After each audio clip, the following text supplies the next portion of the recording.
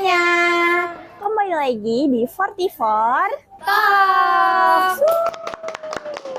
Tempat di mana kita ngobrol-ngobrol santai sambil berbagi cerita dan pengalaman buat kalian semua. 44ers, kalian tahu nggak sih kita lagi di mana sekarang? Nggak tahu, di mana tuh, Sa? Kita lagi berada di salah satu kuliner di Perumnas Tangerang nih, yaitu mie ayam 13. Kenapa sih kita milih tempat ini? Karena yang aku dengar-dengar, mie ayam 13 ini ikonik banget loh, karena yang berlokasi di Hidden Gem. Dan sempat viral juga di platform TikTok sekarang. Nah, khususnya kalian nih, anak Tangerang, yang daerah Cibodas. Pasti udah nggak asing lagi sama yang namanya kedai mie ayam 13. Yang katanya sekali coba bisa langsung ketagihan, Sa. Iya, yang tadinya orang nggak tahu jadi tahu dan ngajak keluarga atau sahabatnya datang ke sini. Wah, ramai banget ya. Iya, aku juga salah satunya nih. Salah satu korban TikTok. Iya, betul. Salah satu korban TikTok. Kamu juga nggak, Sa? Iya benar. 44ers, kalian penasaran gak sih kita mau undang siapa? Langsung aja kita undang ownernya ya. Nah, 44ers, sekarang kita sudah bersama ownernya nih.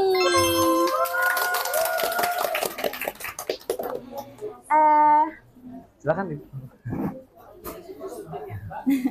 Ya. Kak, sebelumnya boleh nggak sih sapa dulu 44ers yang di rumah sambil perkenalan? Oh ya, halo, saya Fikri. Halo Kak Fikri. Halo Kak Fikri. Aku mau nanya nih Kak, kenapa sih kedai mie ayam 13 ini dinamain mie ayam 13? Karena berdirinya sejak tahun 2013. Wah, udah lama ya. Iya. Simpelnya itu sih. Oh, aku kira tuh karena ada filosofi yang lain atau tanggal lahir atau gimana. Lebih ke anniversary gitu Kak? Iya, justru biar gampang diingat kan. Jadi tahunnya kan, oh 2013 nih, saya kan orangnya nggak pernah mau pusing nyari nama nih. Udah yang simpel aja apa ya? Berdiri tahun 2013 nih, ya udah bikinnya mie ayam 13 nih gitu. Ternyata alhamdulillah sampai sekarang masih bertahan. Gitu. Alhamdulillah. Tahunnya juga gampang diingat kan? Oh iya, benar. Nih teman-teman. Jadi gitu guys, filosofi mie ayam 13. Kenapa? Karena menurut aku tuh namanya ikonik gitu loh. Kan biasanya namanya tuh karena kalimat gitu kan, ini angka doang gitu, mie ayam 13 gitu doang. Kenapa nggak pakai nama kakak sendiri nih, mie ayam Mas Fikri gitu? Saya nggak pede. Saya kan cadel juga nih, nggak bisa nyebut nama saya sendiri gitu. Iya. Nah, awal mulanya gimana tuh Kak bisa buka usaha mie ayam? Awal mulanya memang saya basicnya kan dari tata boga, sama saya senang masak. Terus juga impian ya gitu. Saya pernah kerja di restoran juga gitu. Nah ini ilmunya itu dari tempat saya kerja sebelumnya gitu. Tahun 2012 saya sempat PKL di Jakarta ya. Pokoknya salah satu restoran di sana. Nah itu yang motivasi saya tuh, dia bilang, kamu kalau keluar dari sini, kamu coba aja masak di rumah, coba buka usaha, coba begini. Nah, ya itu yang bikin saya makin kepengen usaha gitu. Memang awalnya udah ada gitu, pengen jadi pengusaha udah, cuma itu tambah ada dorongan lagi. Jadi kayak termotivasi. Motivasi, itu eksekutif chef saya itu. Saya masih ingat namanya juga. Siapa tuh? Siapa tahu nonton, kita Boleh. share. Namanya Chef Agus. Chef Agus. Itu di Financial Club Jakarta. Itu dia yang, kamu buka usaha gitu, kalau dari sini sayang ilmunya gitu. Setelah itu saya juga sempat pengalaman di restoran yang lain, bahkan sempat kerja yang nggak sesuai linier. Jadi saya kan basicnya tata boga. Nah saya sempat kerja di perbankan juga gitu. Jadi kayak lintas jurusan gitu ya? Iya. Terus hampir dibilang kutu loncat juga sih. Sebentar di sini, pindah ke sini, tapi tetap aja ujung-ujungnya balik ke restoran. Karena emang udah passionnya guys. Dan alhamdulillah sekarang mie ayam 13-nya ramai. Banyak yang mengunjungi nih guys. Apalagi di TikToknya selalu FYP loh di aku. Masya Allah. Juga Kak. Sampai ke situ ya? Dan awal-awal tuh bingung di mana sih kok kayak nggak kelihatan, ternyata lokasinya emang hidden gem banget di dalam perumahan, nggak ada yang tahu siapa yang Iya, kira. itu dia. Saya juga maksudnya nggak nyangka gitu, nggak expect bakal serame ini. Saya usaha di dalam gang, terus ngumpet juga. Terus yang jadi masalah tuh, kalau yang dari jauh kan suka bawa mobil kan, Iya. parkirannya juga nggak terbatas gitu, nggak begitu banyak. Tapi alhamdulillah, saya coba izin ke lingkungan sekitar, tokoh-tokoh di sini, Pak RT, terus juga tokoh di di masjid ya, DKM. Pak, saya minta tolong nih, minta izin untuk customer saya yang dari jauh gitu. Alhamdulillah mereka semua support juga gitu. Wah, saya bersyukur tinggal di sini lah gitu.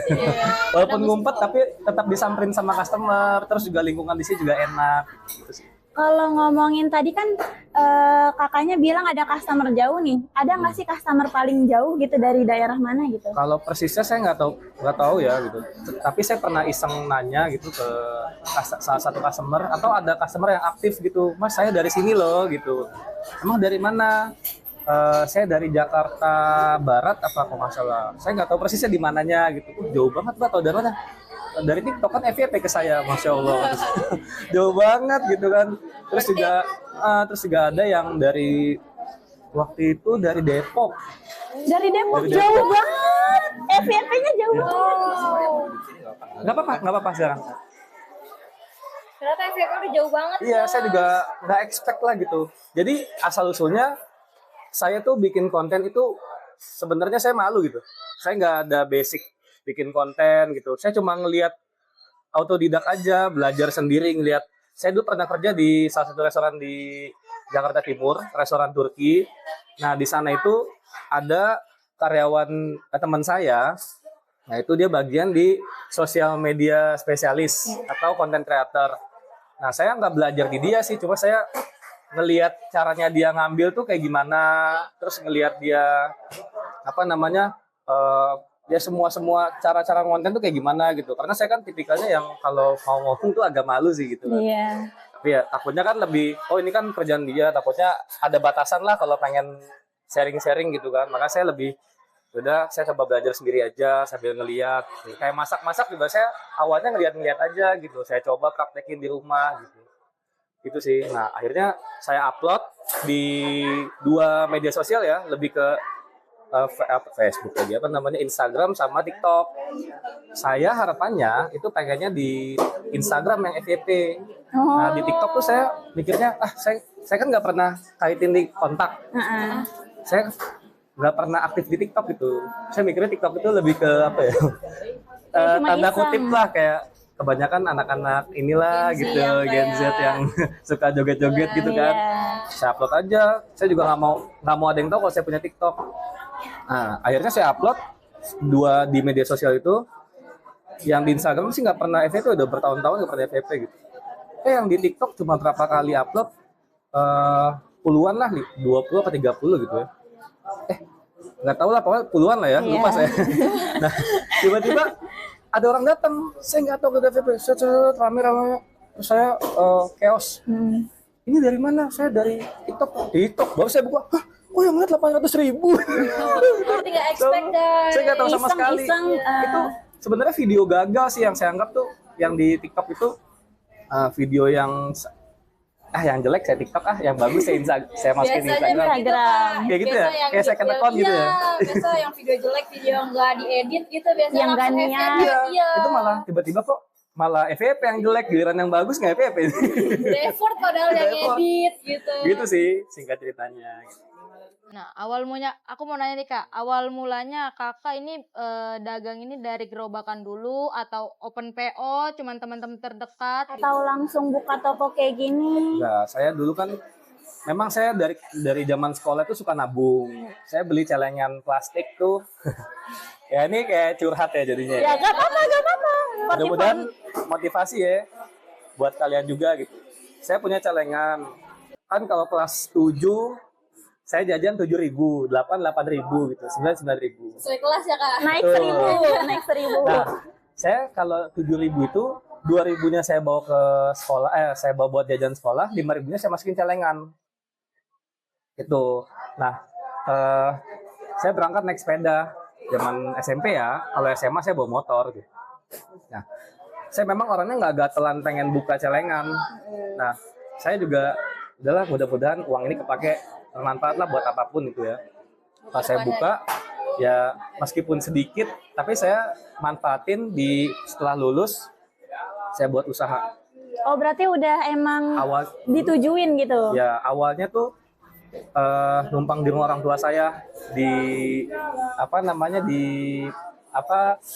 Nusa Dua Tiga. Nah itu di sana awalnya, di sana masih jalan juga kok. Masih, tapi Ibu saya yang jalan. tapi lebih berfokusnya ke sini sekarang. Apa Sekarang sini, di sana udah saya lepas buat mama aja nih gitu ya. Jaga. Sendiri-sendiri gitu Ya betul. Tapi tetap saya masih mantau gimana mah lancar nggak di sana gitu sih. Walah, jadi Asal- gitu teman-teman. Terus dari sana saya coba sebenarnya gini, pas lulus sekolah tuh nggak langsung benar-benar usaha. Saya coba daftar kuliah di STP Bandung. STP Bandung, Sekolah Tinggi Pariwisata Bandung. Cuma saya nggak terima kan.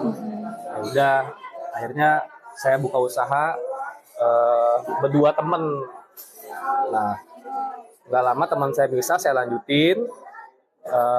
Akhirnya udahlah saya begini-begini aja nih, saya coba pakai gerobak di luar tuh. Untungnya ada orang yang baik lah gitu, maksudnya masih sepi, terus nggak usah bayar sewa, terus yang penting kamu semangat aja. Makasih banyak nih Bu gitu, ibu-ibu kan yang punya. Wah itu nikmat banget lah gitu. Nah, di situ saya omset dari cuma 3 mangkok, 4 mangkok, 1 mangkok 10.000, 4 mangkok cuma 40.000. Pulang ke rumah besoknya cuma bisa buat belanja. Nah itu kalau saya gini, usaha tuh kalau udah ada orang yang balik lagi, berarti itu udah sinyal positif kan.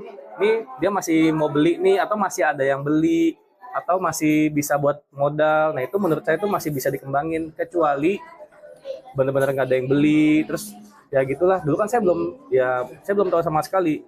Usaha cuma tahu bikin menu yang enak aja, tapi nggak tahu cara masarinnya. Semakin saya dewasa kan, harus ada cara nih buat ngejualnya gitu sih. Terus aku juga mau nanya nih, karena banyak yang bilang juga mie di sini tuh katanya punya ciri khasnya tersendiri, karena kan maksudnya nggak sekali 2 kali orang kan abis nyobain terus udah nggak nyobain lagi, pasti kan balik lagi, termasuk aku jujur. Alhamdulillah. Kalau misalkan menurut kakak sendiri nih, ciri khasnya itu apa? Ciri khasnya nggak tahu sih. Sebenarnya mie ayam saya itu rumahan. Ya, saya juga nggak pernah persis kayak resep di mana gitu. Saya pede akan resep saya aja. Mungkin yang ciri khasnya itu ya, nggak ada yang sama dengan yang lain. Gitu. Saya kalau dibilang nggak ada yang sama dengan yang lain, mungkin lidah itu kan apa namanya? Opsional. Ya maksudnya sesuai selera ya. Ada yang ini rasanya sama aja kayak mie ayam gerobakan. Ya kalau saya melihat resep saya sendiri tuh kayaknya ya ada perbedaan gitu. Mungkin khasnya itu. Jadi gitu guys, ciri Mie ayam khasnya. khas resep sendiri sih. Nggak tahu saya ini ini dari mana gitu. Gak ada nyontek dari mana-mana guys. Terus apakah bener mie ayamnya tuh mie-nya nih bikinan sendiri gitu kan? Kalau mie ayam toko-toko pada umumnya kan kayak beli langsung jadi gitu kan mie-nya. Apakah di sini bikin sendiri apa gimana? Dulu sempat bikin, terus saya capek, sekarang beli gitu. Jadi sekarang udah beli sih. Cuma bumbunya aja yang pangsitnya, terus minyak bawangnya itu saya bikin semua gitu. Dimsumnya. Nah, cuma kalau mie sih kayaknya nggak ada waktu gitu buat bikin. Terlalu sibuk guys. Karena semakin ramai yang beli. Terus aku juga mau nanya, menurut kakaknya nih, siapa tahu buat rekomendasi 44ers yang mau datang ke sini, apa sih menu yang rekomendasi menunya deh, best sellernya di sini yang paling favorit, yang paling banyak dipesennya? Best sellernya Biasanya kalau yang datang ke sini kan bingung nih mau pesan apa. Jadi kakak bisa kasih rekomendasinya. biasanya kan di upselling sama waiters ya. Kan di sini yang best sellernya mie ayam katsu loh gitu. Di sini, Tapi iya guys, di sini tuh yang ramenya tuh mie ayam katsunya. iya.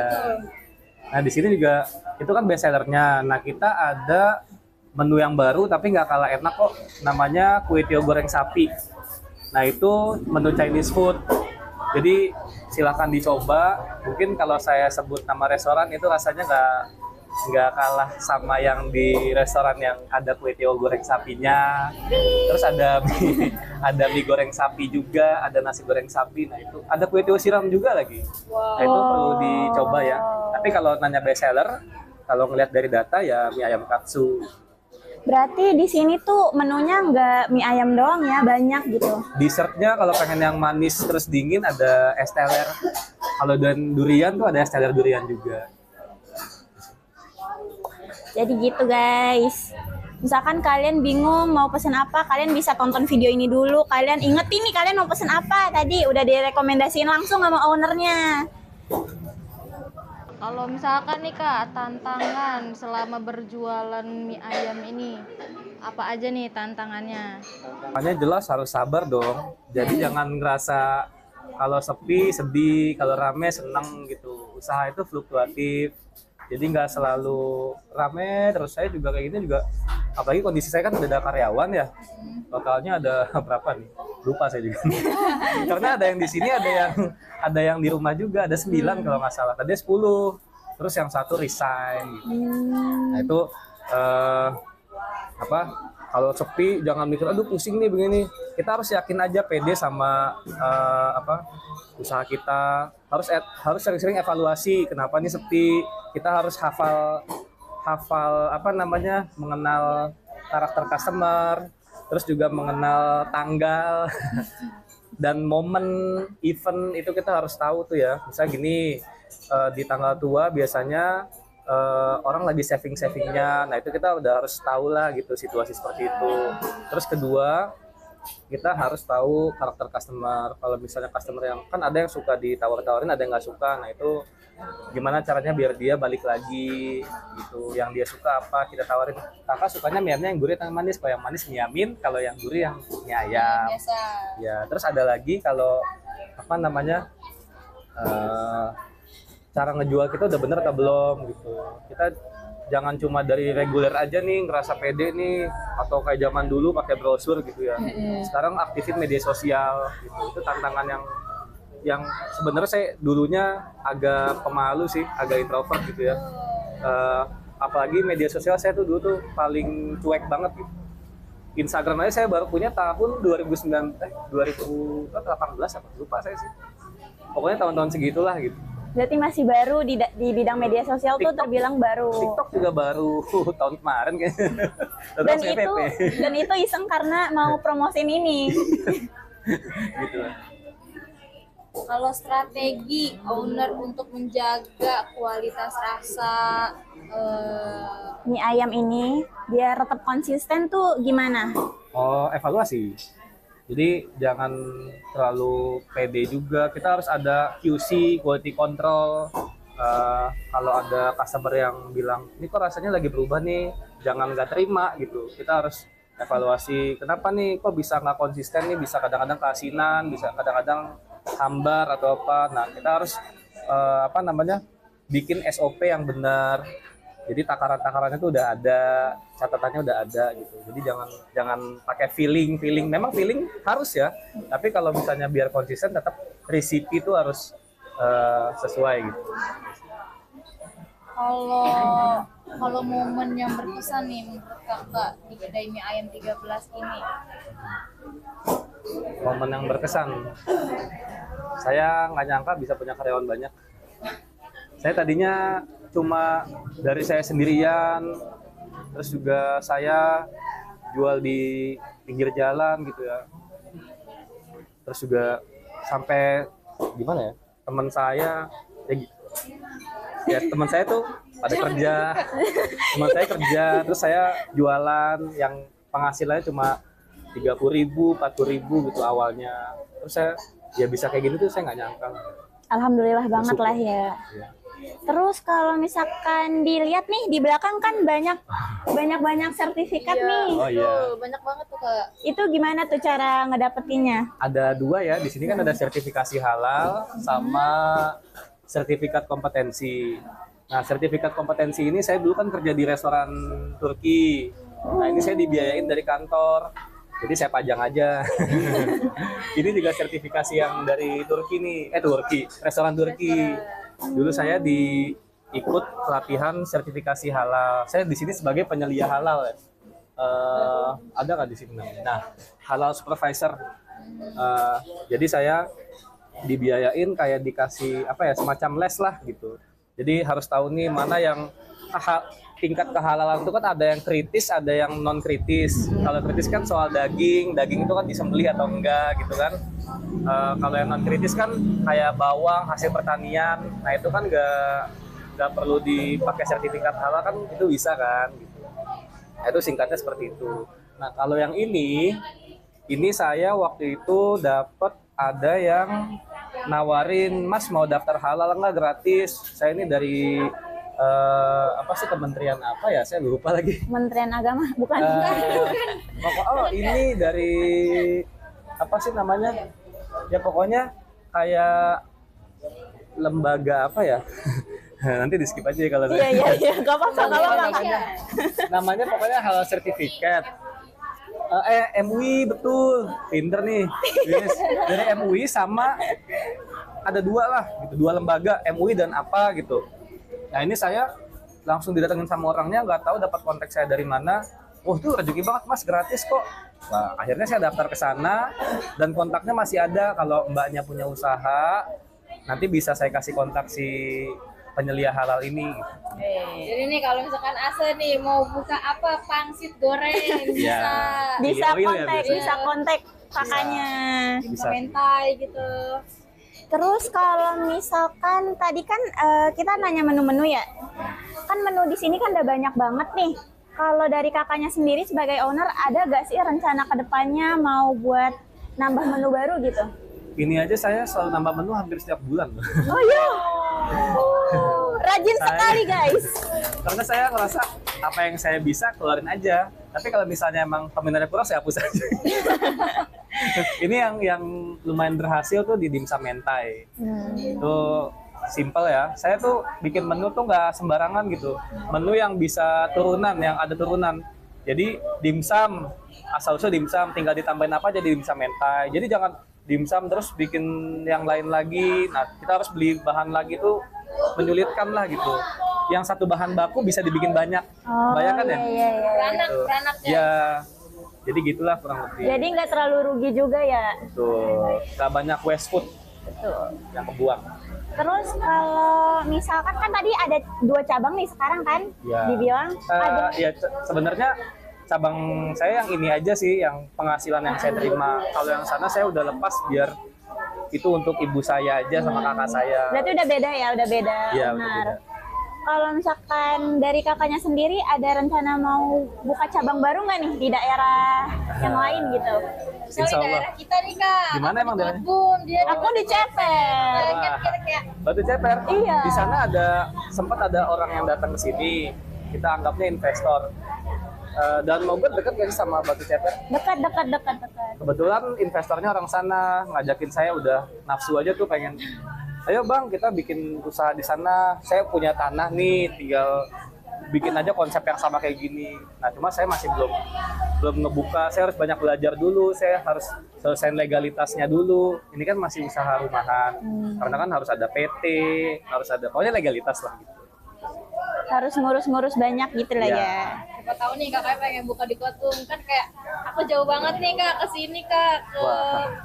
Peru. Doain ya. Amin guys, doain. Semoga bisa buka cabang di seluruh Indonesia. Amin. Dan semoga videonya viral.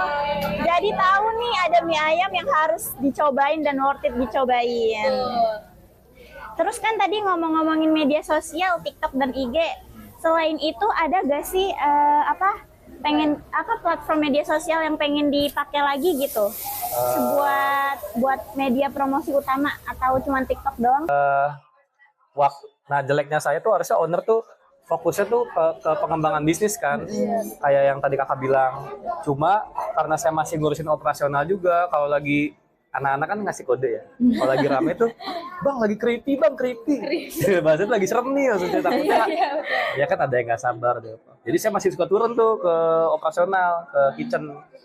Nah kalau kakaknya, saya kan nggak bisa fokus ke dua ini, jadi saya harus ngebagi-bagi.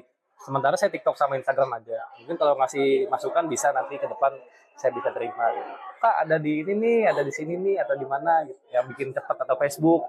Twitter sekarang. Twitter tuh X ya sekarang. Iya, Short Banyak video. juga short video ya. short video YouTube. Iya, Bikin YouTube aja, kita Bisa, bikin bisa. YouTube. Atau kakak mau bantuin promosi ini juga boleh. Boleh banget. Paling Kayak ini nih depan kita nih udah ada mie ayamnya. 3 menu yang best seller ya Kak ya? ya Ada roti bakar buat dessertnya, ada mie ayam, dan ada rice bowl chickennya guys. Terus, rame banget dikitnya guys. Nah itu tandanya yang lagi rame guys. Berarti kakak nih termasuk yang ngurusin sekalian jadi bagian ini ya, promosiin gitu loh. Jadi yang Iya. megang media sosial juga. semua masih saya Oh, sendirian gitu. Kalau untuk ngurus-ngurus, pokoknya produk, terus marketing sama apa ya? Sebenarnya ada manpower, tapi dia cuma bisa di kitchen aja. Itu juga alhamdulillah asisten saya lah gitu. Pokoknya saya lagi belajar gimana caranya owner itu nggak megang semuanya, fokus ke pengembangan bisnis, tapi saya masih megang semuanya. Gitu sih, pelan-pelan lah. Gitu. itu kadang bisa buat kayak kakak tuh kadang jadi kayak stres ngurusin semuanya, jadi burn out gitu. Pasti. Saya kadang kalau udah pusing curhatnya ke istri saya sih. Kok Pasti. semuanya aku semua sih yang megang gitu. Bisa nggak sih bantuin? Ada dia bantuin juga, cuma karena lagi stres gitu ya kadang-kadang suka ngeluapin ya Emosi. emosinya. Tapi bukan ngomel-ngomelin istri ya, maksudnya ayo dong bantuin dong. Ini gimana nih caranya? Sempat juga kok ada yang bantuin di di konten creator. Cuma saya agak karena ini masih kecil kan, agak berat juga sih buat fee-nya gitu sih. Tetap ujung-ujungnya saya lagi. Jadi semuanya yang videographer, editing semuanya ke kakak. Tuh. Nah guys, udah lama ya kita bincang-bincangnya nih, udah Udah nggak kerasa. udah Ujung pembicaraan. Jadi misalkan kita kan udah mau di ujung video nih. Sebelum kita penutupan deh, mungkin ada pesan untuk 44ers yang di rumah, untuk mendengar-pendengar pelihat di rumah, atau pelanggan atau UMKM yang baru mau terjun ke dunia F&B gitu, buat motivasi mereka. Boleh, intinya kalau buat yang mau coba mulai usaha, itu jangan pernah malu sama produk kita. Kalau kita udah yakin sama produk kita, terus maju gitu. Apalagi udah ada sinyal positif yang tadi saya bilang, customer balik lagi, terus juga customer udah, pokoknya selalu ada yang beli aja, nggak kosong sama sekali, itu udah sinyal positif. Berarti kalian tuh tinggal PR-nya, rasa bisa diterima marketingnya. Tinggal jangan sampai kalian bisa nyiptain produk yang enak, tapi nggak bisa ngejualnya atau nggak bisa marketingnya. Nah itu bakal basi aja tuh produk gitu. Jadi jangan, atau sebaliknya jangan cuma marketing aja yang wah gitu, tapi rasanya biasa aja. Nah harus tetap evaluasi, rasanya dibikin yang terbaik, terus juga jualan tuh jangan setengah-setengah. Maksudnya kalau pengen bikin, misalnya kalian pengen jualan mie ayam juga nih, bikinlah yang terbaik gitu, jangan pakai bahan-bahan yang murah gitu. Kalau bisa bahan, terus hitung HPP. Iya. Itu penting banget. Jadi jangan asal jual karena ngikut-ngikut di sana 12.000, di sini 12.000 gitu. Samain aja lah. Padahal kita bahan premium nih, itu nggak bisa. Jadi HPP itu penting. Jadi biar tahu marginnya, profitnya itu berapa. Misalnya 12.000, nah berarti atau 10.000 lah misalnya ya. Saya kan ada karyawan, ya kan? Itu harus dihitung tuh karyawan, gasnya. Nanti kalau pengen belajar, kita sama-sama sharing aja, itu bisa. Pokoknya intinya harus pede sama produk, terus harus bisa marketing, sama harus menghitung HPP sebelum ngejual produk. Intinya itu. Gitu Ya, sih. berarti dari semua evaluasi, maksudnya evaluasi kakak yang kakak apa? Fikri. Bukan. Ini sama saya. Bukan. Yang kakak apa ya? Yang kakak pernah lakuin itu 3 poin paling penting gitu. Ya, betul, elemen. 3 elemen paling penting. Nah, gitu guys. Nih, ini bisa jadi ide buat kalian yang mau terjun di bidang F&B. Atau motivasi kalian yang mau terjun ke bidang F&B atau mau ngikutin jejak masnya juga buka mie ayam. Boleh banget. Dengan mie ayam 14 tuh. Boleh tuh. Tapi Saya jadinya jiplak, jadi Gak apa-apa, jiplak. saya seneng lah kalau anak muda buka usaha tuh. Kan rezeki itu udah Allah atur kan. Jadi nggak usah takut lah. Mau saya kasih resipi saya juga saya nggak takut sih. Tepuk tangan buat Kak Vicky. Jadi kalian jangan kaget kalau misalkan kakak ini tiba-tiba buka mie ayam berat 7. Gak Ntar apa-apa. buka di cabang Batu Ceper. Boleh. Sebelumnya terima kasih banyak ya buat Kak Ya. Fikri. Ya, sama-sama. Udah mau sharing ceritanya. Dan buat kalian yang mau cobain boleh langsung aja datang ke sini. Nanti aku bakal taruh maps lokasinya di description box. Sampai ketemu di podcast selanjutnya. Jangan lupa like, comment, share, and subscribe. Bye-bye.